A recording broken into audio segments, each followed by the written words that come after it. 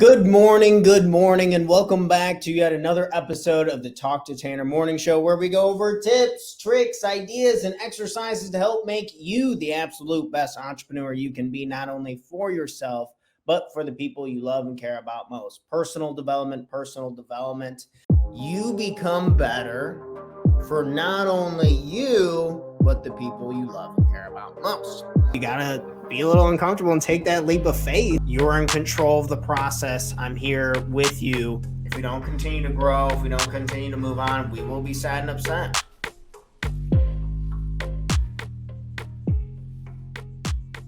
We have a very interesting, fun show today. One of a good friend, someone I've had the privilege of meeting in college and now progressing and seeing all the craziness he is taking on with his schedule in life today. Bryce Rentschler, a veteran investigator, a detective, someone who's making a huge impact on not only the community, but a lot of these topics and industries I've been wanting to learn more about how we can be more helpful on the outside, looking from the outside in, and vice versa, getting someone a fresh perspective from someone who's working in the detective, military veteran, reacclimating his life, and also just an investigator to help with our children, to help with our communities function and continue to improve.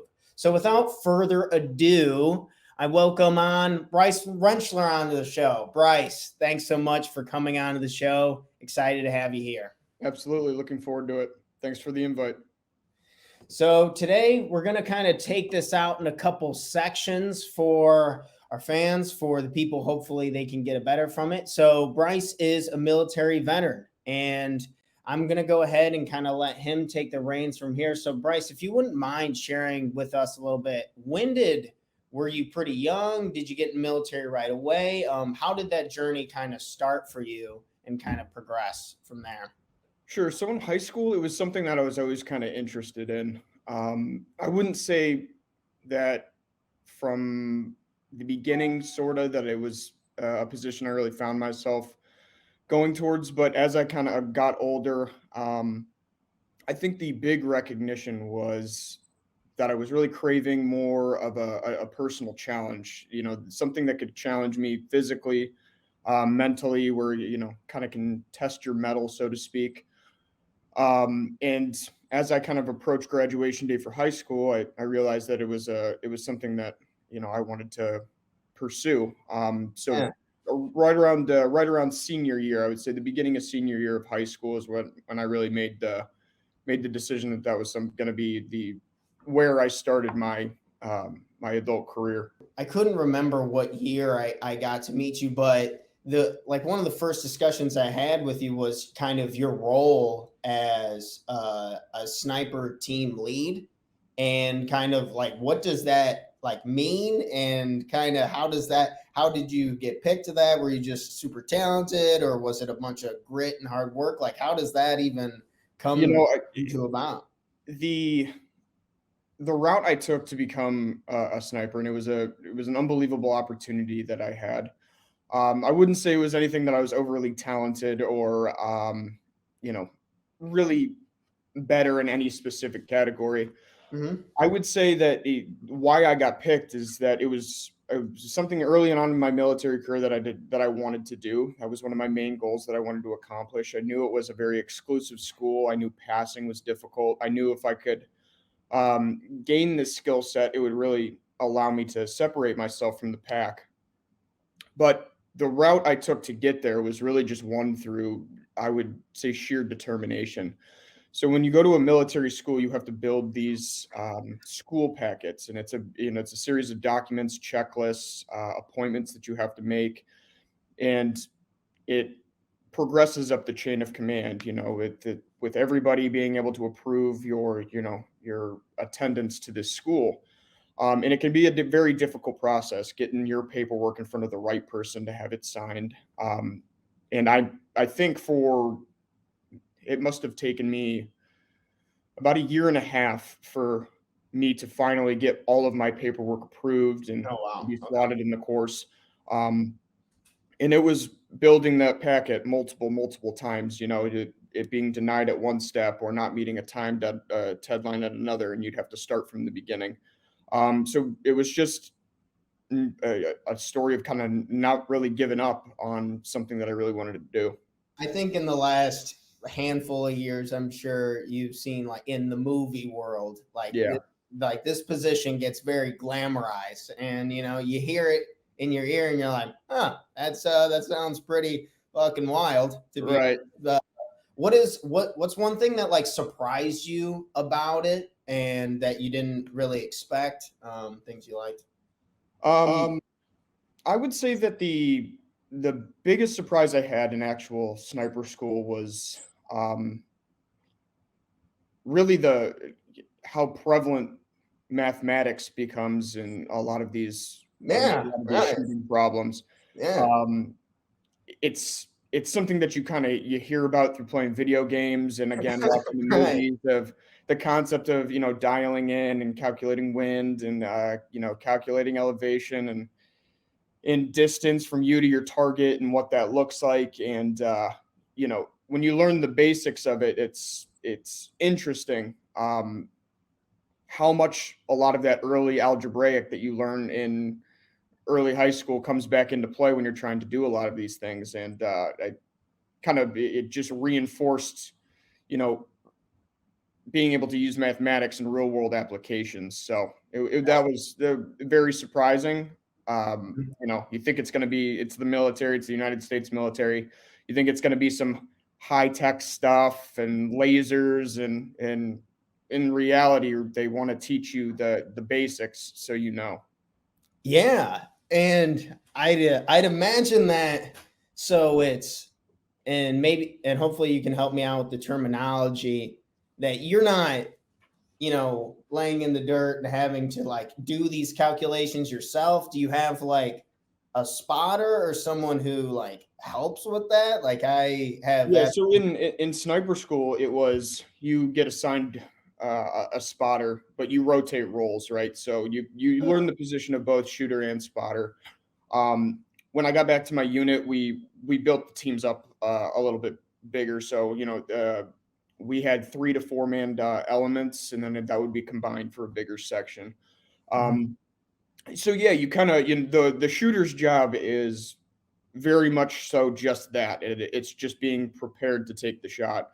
The spotter is going to be the one that does the majority of the calculations. He'll assist in calculating the wind, distance. He's going to be, assisting with adjusting for elevation and things like Yeah, that. very cool.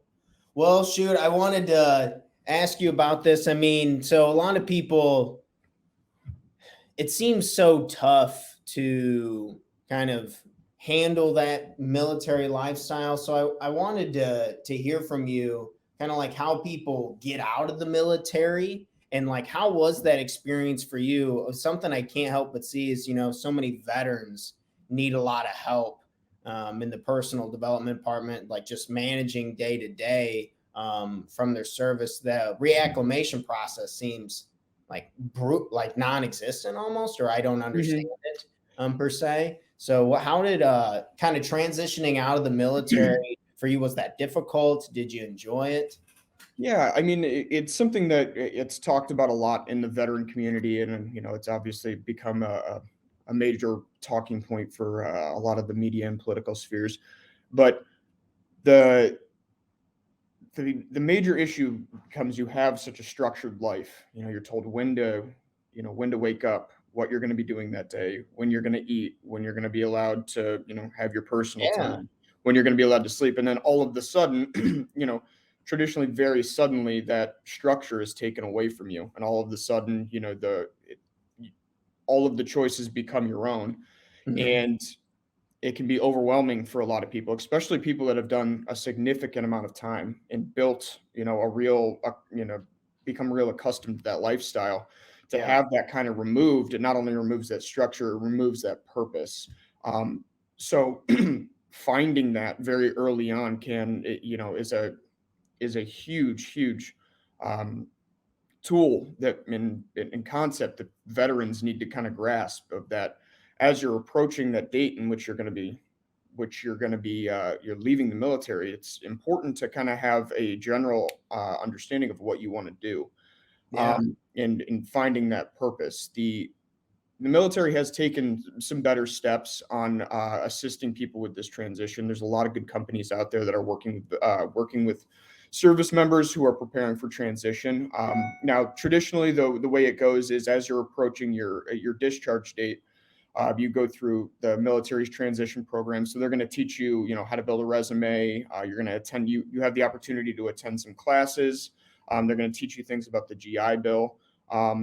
So they're taking steps to kind of try to give service members the tools to be successful upon their transition. But that obviously doesn't mean necessarily that everybody's gonna acclimate very quickly. It can take some time, and for Yeah. me it really did. The transition from the military, and then spending the summer at home, and then heading off to Western Illinois, and getting to Western Illinois and becoming a part of the college atmosphere. It's a very big transition, especially when you're entering that sphere from an older age. It can be difficult to grasp, and Yeah.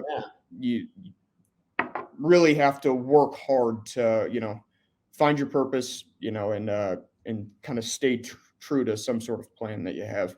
I can't even imagine just going from total, like, this is what you do right here, right now, and then learning the disciplines of that, but then also kind of looking at it like, well, you're not making choice. You're not like having to make a choice at that point versus then you get dumped off in the real world. And then it's like, what do you want to do? Right. And Exactly. It's then kind of why do you want to do it? Yeah.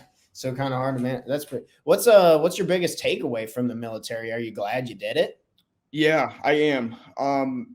The greatest gift the military ever gave me was, very early on in my career. I had a pretty good mentor in one of my early team leaders, and he really explained to me that the military is great at forming a baseline, so to speak, of the type of behavior and that they really want to see in you, but it also is a great atmosphere where you can challenge yourself, and it becomes kind of incumbent on the individual to really see how far that they can take it, right? It's very much put so in, like, if you are willing to put in the work, there are a lot of great opportunities for you in the military. And I think taking that concept back into the civilian world, was incredibly beneficial, right? Just understanding that if I put in the hard work, and I develop that confidence within myself, that no matter what goal I set, I'm going to find a way to achieve it. And kind of having that baseline foundation, to work off of is really great. Man. No, well said, beautiful. I think there's I'm sure a lot of people, I don't know the statistics or the data if like less people are joining the military, if more people are joining the military. But it seems like it can really give a lot of structure to your life in general, especially if you've never been like pushed Right. physically before. I think that's a huge. Not saying people are soft, but just like sometimes, a lot of people just haven't experienced like discomfort, or like, I just Right. don't care where you come from or what you're Yeah. saying right now. You Yep. do that. Right. Yeah. And it is. And it's, like anything else, the military it embodies the ideal of, it is what you make of it. So if you want to skate, if you want to, be the bottom of the pack guy, the military, you would always be able to find places to hide. And that's not any different in the civilian world. So, Yeah. make the best of it. It offers a lot of good opportunities if you're willing to put in the work.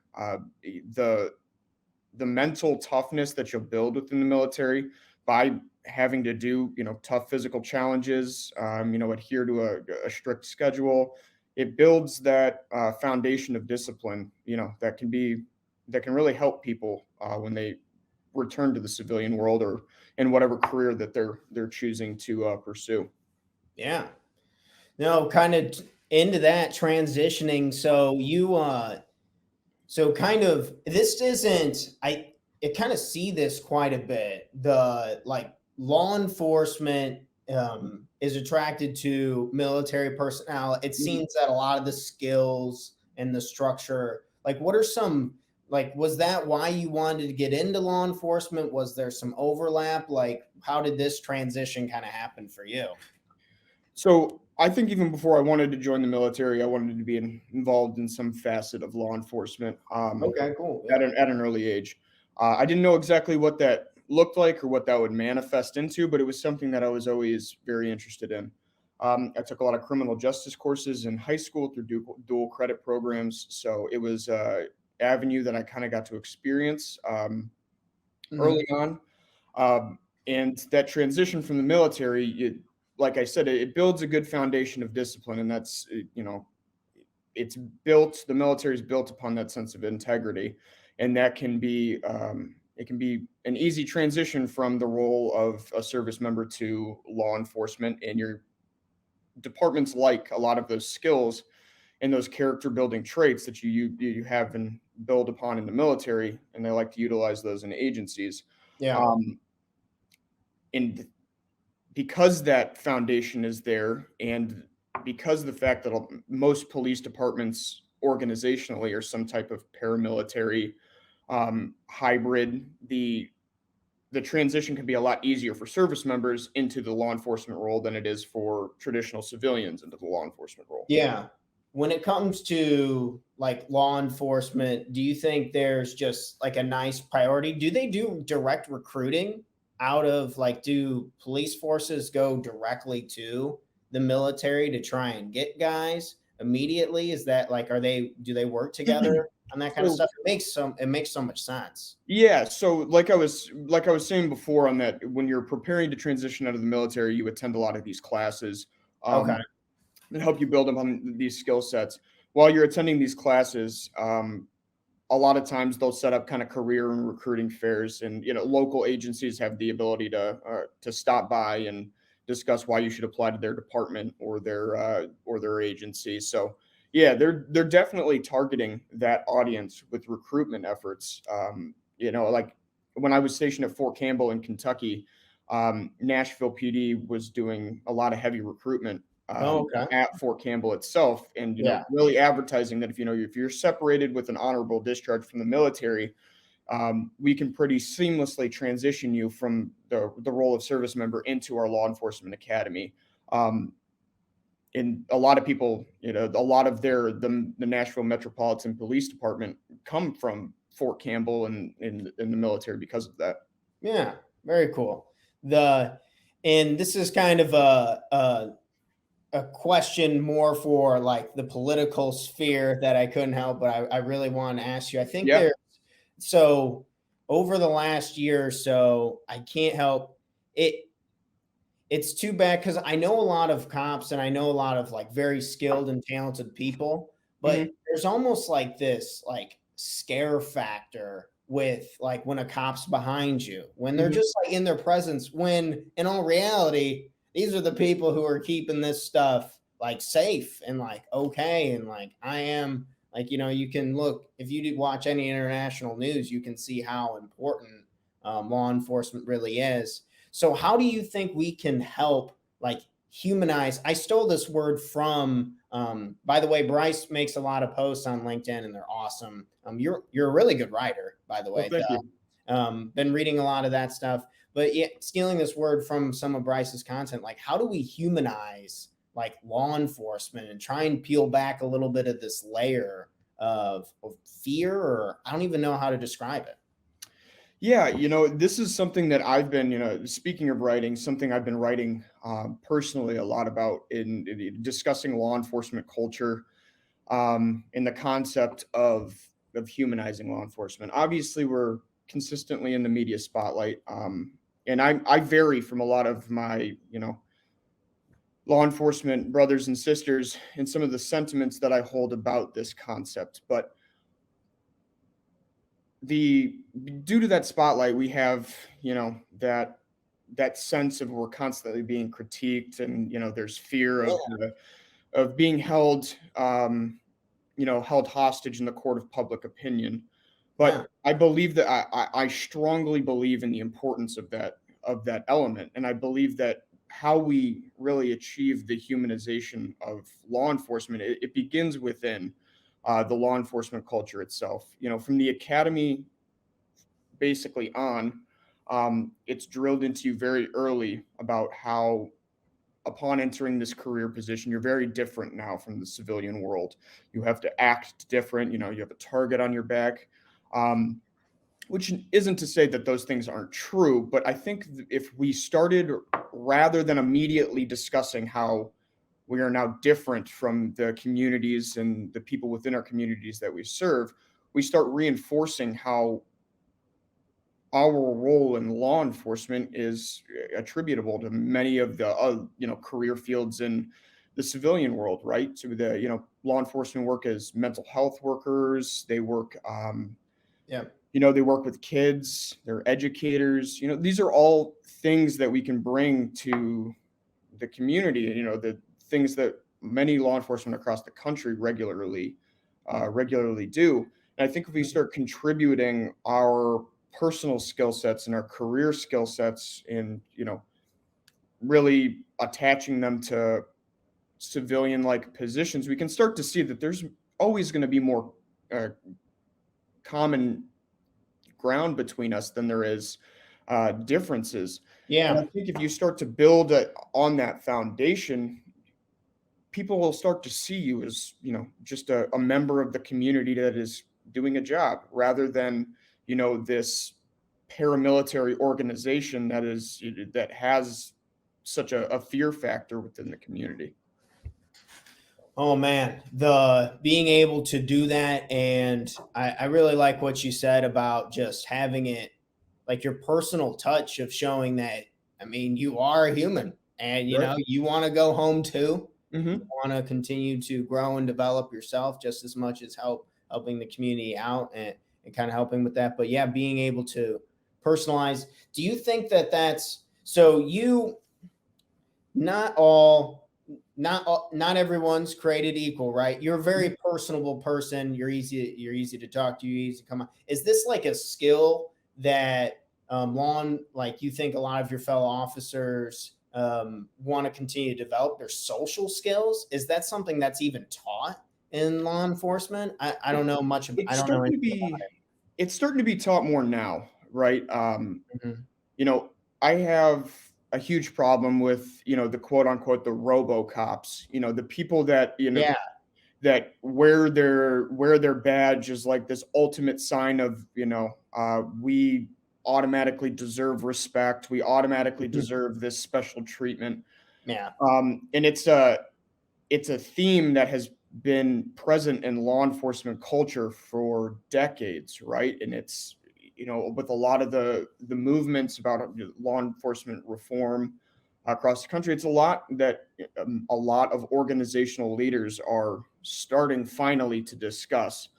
The huge thing in law enforcement and the biggest issue has always been the refusal of the system to change, regardless of public opinion, regardless of new information. And I think that is our biggest challenge moving forward for the law enforcement culture as a whole, is let's build in some flexibility and adaptability, and let's start making these changes before we're told to make these changes.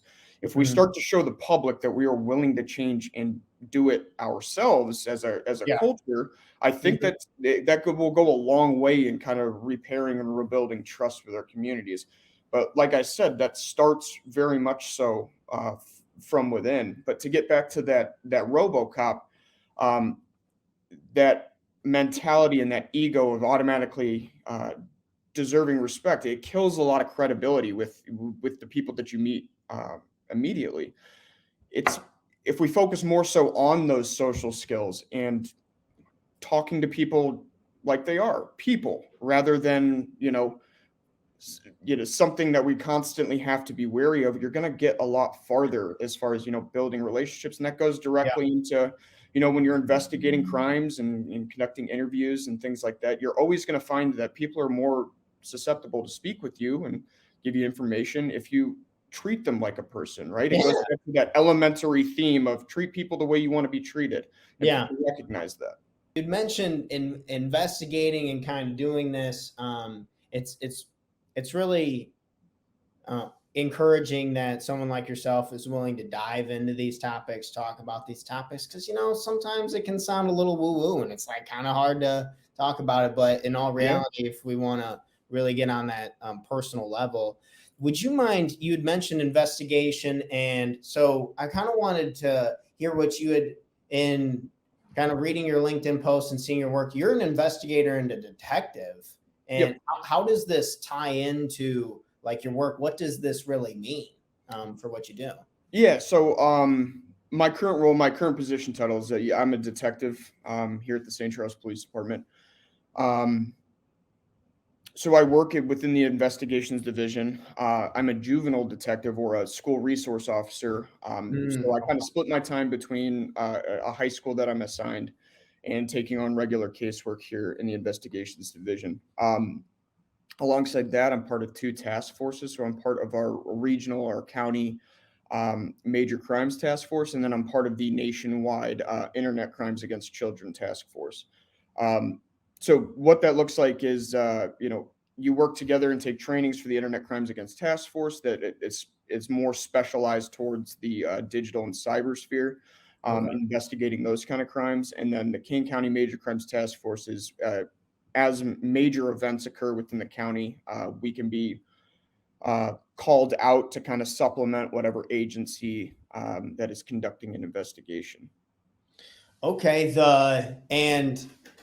this will be one of my follow-up questions about how you handle a lot of this dark stuff. And I really wanted to kind of get on some of these points. So my girlfriend, she's a special ed teacher. She's in schools, and we see all the news about like school shootings, protecting children, like protecting our teachers. Is this something that law enforcement is having to double down on, like an education basis, or is the news blowing this stuff out of proportion? Like, what's kind of, from your perspective within, like what's kind of going on here, and what's your thoughts about it? Yeah, so by no means do I think it's something that's being blown out of proportion. This is a very real issue, and it's going to continue to remain a very real issue until we as a society start to, determine and set up a few things.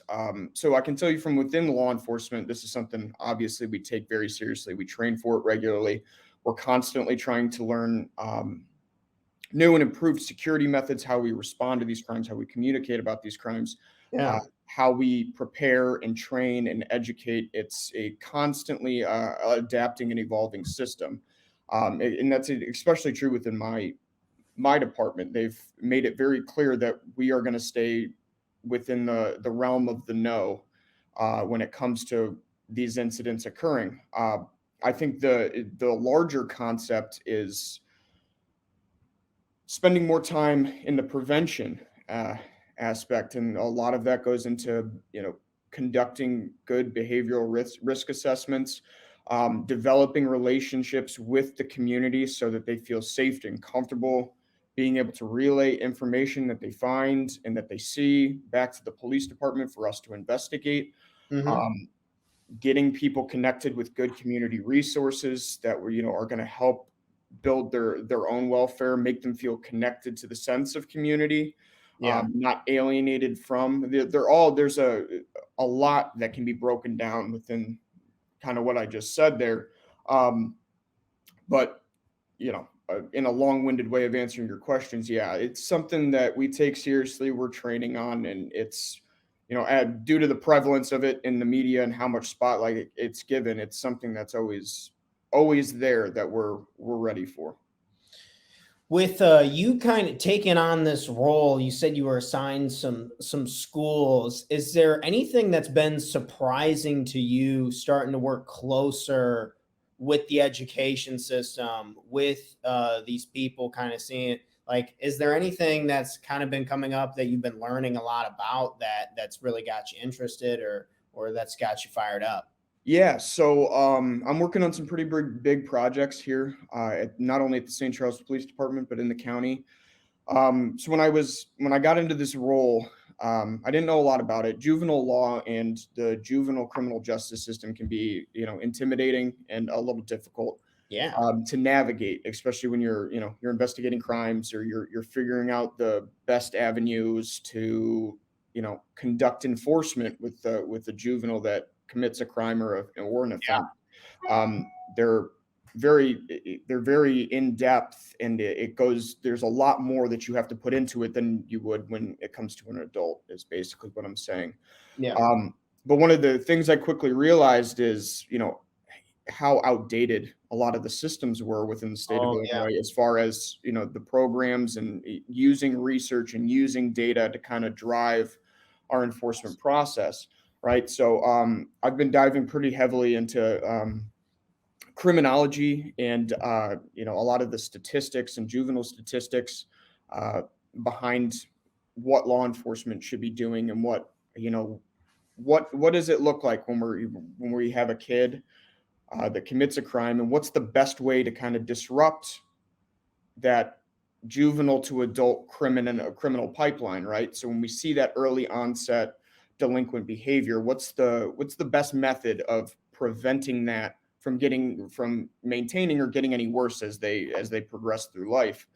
Um, and in doing a lot of this research, I've started to realize that a lot of the programs that we were using here in my own department were a little outdated. So I'm currently working on and have pitched um, new diversion programs that are going to keep kids out of the formal juvenile justice system, Yeah. and give them the ability to kind of connect them with the resources that they might need, that it's going to build upon the totality of their welfare, not only their mental, their physical, their relationships in their lives, working with the family unit to kind of strengthen a lot of those core values, which all of the data and research shows, helps prevent that repeat delinquent behavior, rather than just simply shipping them off to a juvenile justice center and hoping that the juvenile court Yeah. system is going to be able to properly do it.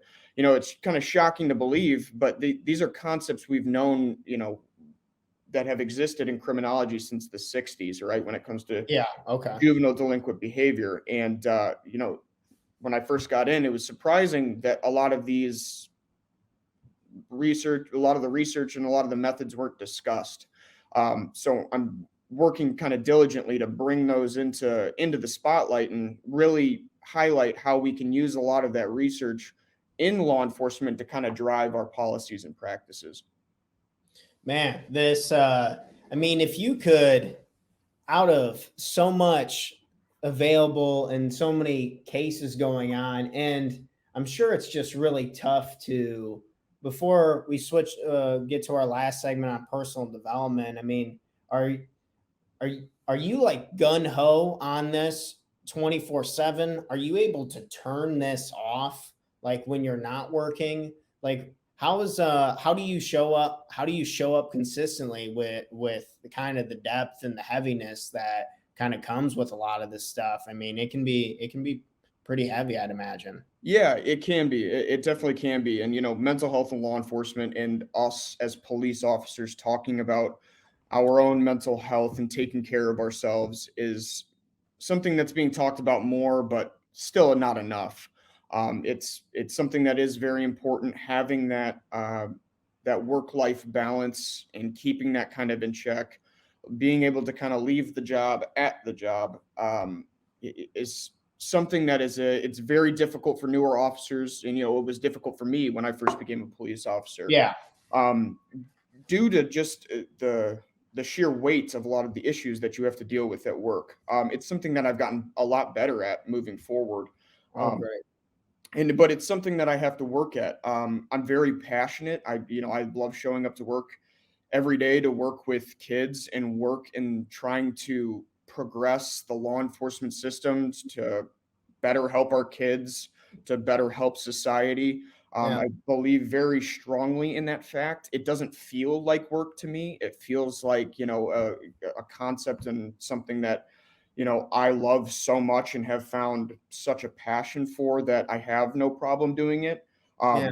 So, but when I do get home, when I do, when I do try to take that time, I make a very strong effort to kind of remove myself from those systems, give myself a break, allow myself to kind of not get burnt out as I kind of continually work on a lot of these cases and projects and ideas. Yeah, they I was wondering if they make you like, is there take home assignments or is it kind of cut off? I mean, are you allowed to have like the separation? I'm sure it depends. Maybe Yeah, not. it really depends on a case by case basis. So a lot of the stuff that I'm doing, in the progression of updating our policies and our practices and doing the statistical research and doing these case analysis to kind of update policies and practices. That's a lot of stuff that I'm doing on my own time. So finding the time to work on those personal projects, it can be difficult because I have case assignments and I have responsibilities while I'm at work. But traditionally, the cases and um, the assignments that you're given at work, there's a cutoff. We're hourly employees, so Yeah. they do a very good job, and the union is strict on how you can work outside of your allotted schedule. If there's something serious, obviously there's some wiggle room within there, but yeah, traditionally, it's when you clock out, you're off the clock. As long as as far as the working a case or working an assignment is concerned. This I think it's become so tantalizing, and so in TV of some of my favorite shows are stuff like True Detective. It's like one of Hmm. my favorite shows of all time. And I was recently watching the show called The Sinner, and these detectives, they literally go until they're like these people are broken. Like from Hmm. I'm a life coach, so kind Yeah, of viewing right. it as like this, it's like Yeah, you're not the doing great healthiest. work, man, but you're really Yeah. you're hurting yourself. Yeah. Go ahead, please. Yeah, it's I'm a big fan of True Detective too. But you see that, and when you kind of get into investigations, you start to wonder, oh man, is this kind of what my life turns into? And Mm, I think the scary part is it very well could be, yeah, right? There is, especially when you start to work on, work within the Internet Crimes Against, or the Internet Crimes Against Children Task Force. I mean, there's something you can be doing every second of every day in yeah. investigating these crimes. Hmm. If you lose yourself to that process, if you really lose the sense of boundaries, so to speak, yeah, I mean, you can do some serious damage to your mental health. It's heavy stuff. It's, in that sphere, you're investigating a lot of stuff that is different to what you see even in regular law enforcement. There's a weight that comes into play when you start to investigate a lot of those crimes. But like True Detective, even with regular cases, if you were that gun ho, you could work Yeah, yourself into the ground very, very easily, very, very quickly. yeah. So it's very important to kind of establish those boundaries of, all right, I'm going to take a break. I'm going to relax. I'm going to shut the cop side off and just allow myself to kind of shut down and reboot. Yeah, you're talking about even allowing this for like if we want to humanize like law enforcement and you getting in public schools, like getting with the community and letting we also I'd imagine there's a level of accountability for ourselves to be that be able to turn that switch off and be able to come home to our families, to our friends, to people who because nobody wants to have someone who's turned on that dial 24/7. I'd imagine it can lead to some toxic relationships or just like some rough riding relationships and kind of having that heaviness with it. Yeah, and that's one of the stereotypes that's been, built into law enforcement. There's a strong body of research and data that shows a lot of issues that police officers have at home with spouses and Yeah. life partners, as far as domestic violence and divorce rates are concerned. Yeah. And that's something that we have to be aware of. And it can create a very toxic home culture. It can destroy our relationships if we allow it to. Yeah. We're not powerless to this job and the things that it does, but it just kind of goes back to what I was saying. It's when you're home, you're focusing on spending time building the relationships, working, returning to the individualistic elements of yourself that allow you to be present within your own home, and really shutting off that side of you so you can be present. If you're always thinking about what's the next thing you got to do, I mean, you can apply that to any career. If you're always constantly thinking about the next thing you got to do at work, or you leave work but your mind's still at work, um, it's going to break down your relationships, and it's going to do that very quickly. So being present, putting in as much time as you are at work in trying to accomplish things, put that time in this, put the same amount of time, the same amount of effort in your relationships and building, your personal foundation. Because if we lack that and we return to the job, we're doing a discredit to our community and society if we're not taking care of ourselves, because what the community then receives is a lesser version of ourselves. Damn. Yeah, that is some absolute truth. I'm excited to re-listen to that. I mean, if we can I'm a big believer in the greatest gift I can give to the world is just be the absolute best version of me, show up, try and give what I can. And you got to take care of yourself. I mean, it's starting to show up. It seems like it's becoming a lot more popular. So really optimistic about people being willing to kind of dive into this stuff. So I kind of, as we wrap up today's session, I wanted a couple more questions about like kind of you specifically in your life outside of all the investigative, the detective, kind of all the work that you have going on. Like what is, like, from a personal standpoint, like what's one of your biggest challenges at the moment, and kind of, are you having fun with it? What are you working on? Like Yeah. what's something you're trying to really overcome right now? Yeah, so I would say this is going to tie into something I talked about earlier. So I'm working on in updating a lot of our policies and practices. Okay. Yeah. And like I said, I've found my passion within juvenile law enforcement, and I'm matching my education and what I'm learning in the academic world. Finishing up my master's this semester, and then hopefully in the fall I'll be moving right into my PhD. Oh, yeah. So Awesome. yeah, and using a lot of the things that I've learned and contributing a lot of what's being talked about in the academic world and incorporating that into law enforcement. I'm a huge believer behind let's use research and data to drive our practices.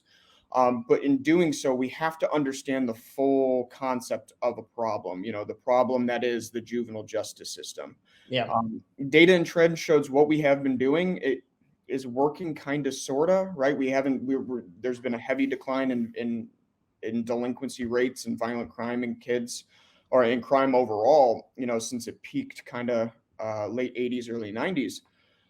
But I think we're still not doing enough, right? We're starting to work within the juvenile justice system with a new generation that has a lot of different problems than we've traditionally seen. Cybercrime is a huge one of them, right? This is the first, Gen Z is the first fully digitally literate generation that we've had, and so they're going to Yeah. come with their own nuances, and learning to operate within that sphere is very difficult, to kind of figure out what is our best way of preventing these kids from becoming adult criminals. So I guess the biggest challenge for me has been, what is the best way to accomplish this goal. So I've been traveling, doing presentations. I've been speaking with our Yeah. state's attorney. I've been Mhm. talking with our administration. All good stuff so far. A lot of people are starting to grasp a lot of the ideas and my proposals that I'm bringing to the table. Mhm. Um, which is great, but it's, if I'm going to maximize kind of the effectiveness of what I'm working on, it's really, what does that look like, right? Is that, how involved do I need to be in this concept to kind of really push it out there and really promote it, right? So that's the biggest challenge, is figuring out what that looks like. So I'm experimenting with a bunch of different stuff, building presentations. I started working on a website that people might be able to come to and learn about a lot of these ideas. Oh, cool. So Yeah. yeah, I'm having fun with it. I'm trying to, teaching myself new skills along the way. So yeah, all good stuff. Building, I mean, you just have such an interesting guy with kind of your background and how you're open to, like, it's insane how it's like a big melting pot of like the skills and stuff. Like, I think so many people get hung up on like what I'm doing right now isn't what I want to do for my rest of my life. So, versus like, man, this is a real opportunity to like building skills, like building in working with children, doing presentations and speeches, and like writing, and then building websites, like all of these. I mean, essentially a decade from now, I'd imagine you're going to be able to do whatever the fuck you want, which is, That'd I be mean, nice. yeah. With this, kind of this in mind, being able to like do speaking, I love to speak. Did you have a hard time getting into that? Like starting out, like what were some opportunities? I saw some of your posts on LinkedIn about some presentations you did, but for people who want to just be public speakers and put more content out there, do you have any advice or kind of things that you've been learning along the way? Yeah, I would say my biggest piece of advice is just go do it, right? It is, if it's something that gives you anxiety, if it's something that you're scared about, your body is going to reject the concept. Your mind is going to give you every excuse in the book not to get up on that stage and do it, not to say the things that you want to say, and not frame them in a way that people are going to understand. You kind of let the fear take over, and it's going to prevent you from a lot of good opportunities if you let it. Mhm. It was not by any means something I was comfortable with when I first started doing it. I mean, still public speaking is not something, is not an attribute that I would say that I'm really good at. It's something I'm working on. It's something I want to get Yeah. better at. Mhm. But I'd be lying if I said there wasn't an element of fear there. But it's more important for me to build that skill set than it is, to kind of run from it. So just get up there, do it. If if you have something that you want to talk about, that you're passionate about, don't be afraid to share it. It's, we're all truly working in the betterment of society. We want to Yeah. bring things to the table that make people happier, that make lives easier. And it's no different in law enforcement. And being able to publicly speak about them is one of the ways that you can do that. So if you feel like you got a good idea, you're confident about it, and you got the kind of the references to back it up, just get up there and do it. You're going to be surprised at how quickly you can overcome a lot of that fear and anxiety.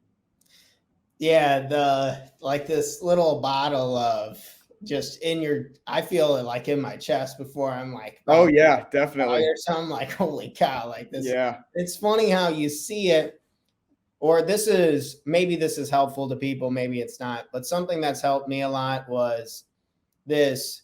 Okay, how do I view when I'm watching someone public speak?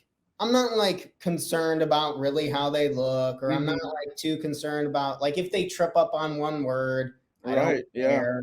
Like I have so many problems in my own life that I'm just like not worried Yeah. You're right. like Yeah. what they're, but versus when you go up there, you're like, oh man, this has got to be right. So maybe hopefully that can be comforting, that people want to hear what you have to say if you have good ideas. Yeah. Absolutely. And like typically your audience that's going to tune in to listen to you, Mhm. um, wants to know more so about the content that you're talking about, rather than the little nuances that you feel like people might be, really honing in on.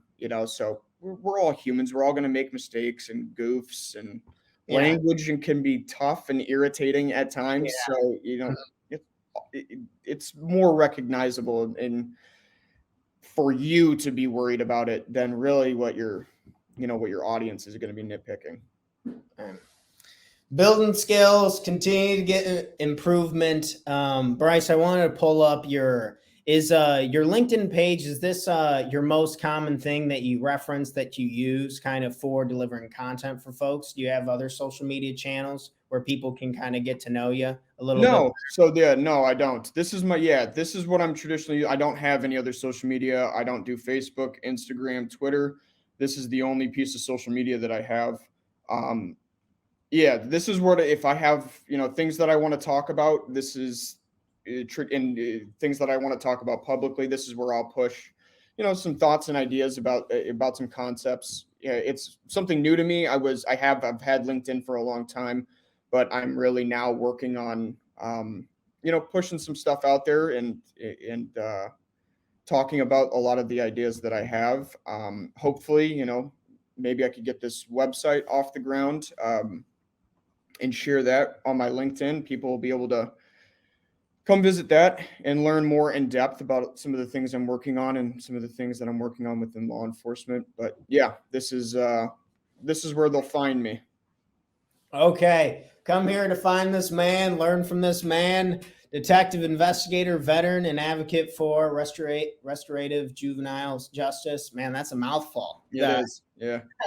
So before we leave, would you mind explaining this quote and kind of what it means to you? I love this quote. So I wanted to hear what you had to say about it. Yeah. So like one of my new, I wouldn't say it's a project, so to speak. One of the things I'm really enjoying is going back and looking at reading a lot of the works of some great philosophers of our time. So reading Plato's Republic, learning Nietzsche's works and some of the more modern stuff. But this is the embodiment of everything I believe in as a juvenile detective and somebody that works with kids. You can sit up there and preach as much as you want, but if you don't embody and show a lot of the things that you're talking about, the concepts of being truthful and honest and hardworking, these are things that children and juveniles, they watch. They're more perceptive than people really give them credit for. Yeah. So being able to show them a lot of those traits and skills and embody everything we know when we talk about, we want them to be good contributing members of society. If we don't do the same, if we just preach and not practice, then we're doing a discredit to our juvenile community. So yeah, I found this quote, really love it. It's everything I kind of believe in with how we're working with kids. Beautiful. Well, Bryce, I can't thank you enough. I'm going to have you hang out here for just a minute in the studio while I wrap up and do the outro. Thank you again for your time, for your efforts. And absolutely. Thanks, Tanner. Well, I hope everyone found that episode helpful. Bryce is a very unique man, continue to do unique work and continue to make a big impact. I really hope more people in the world of law enforcement can take this role of leadership. Just, man, children learn more from what you are than what you teach. So showing up, doing the good work, and having a purpose behind it. So much to learn. I hope this episode was helpful, and I'll catch you guys all on the next one. Bright and early, Monday morning, 7 a.m. live with another episode of the Talk to Tara Morning Show, where we'll go over some more tips, tricks, and ideas to help you become the best entrepreneur you can be. Thanks for checking out our content. If you want to learn more about investing in yourselves and working with me and our company personally, we offer a 6-week Total Life Mastery Bootcamp where we go over the most important topics to make sure that our life has the foundation we need to catapult us forward to take the right and proper actions to become happier and more productive, guaranteed, or our money back.